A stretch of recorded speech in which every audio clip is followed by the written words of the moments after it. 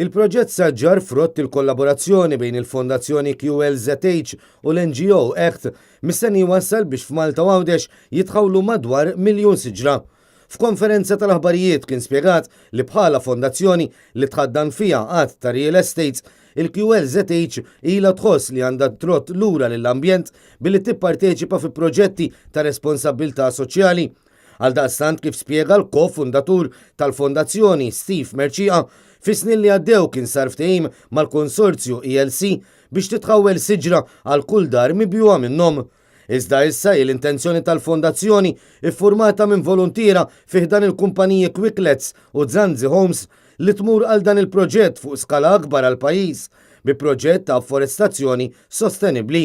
Kien għalhekk li ntażlet l-NGO ACT li jispeċjalizzata f'dan is-settur. Saridna wkoll nagħmlu xi ħaġa ikbar għal Malta fej jiġina iktar fil-foresta, speċjalment nagħmlu afforestation project li tkun sostenibbli għal Malta. Min-naħa tiegħu il-kap eżekuttiv tal-ACT, Claude Ebejjer, spjega li l-intenzjoni tal-NGO li tingħaqad ma' kull min hu interessat biex jgħin l-ambjent f'pajjiżna.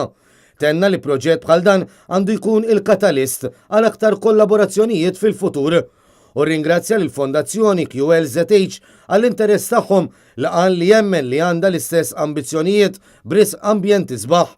L-NGO sostniet l-impenn biex il-ġenerazzjoni tal-lum tkun dik li tibqa' mfakra għal ħidma b'risq ambjent sostenibbli għal futur. Aħna bħala ACT qegħdin hawn biex infasslu strateġija li din ir-riabilitazzjoni mhux ġast issir għal 50 sena. Aħna nixtiequ nibqgħu nfakra bħal ġenerazzjoni li riabilitat il-Malta. Iż-żewġ kelliema ringrazzjaw lil dawk kollha li qed jgħinu biex dan il-proġett jista' jkun suċċess.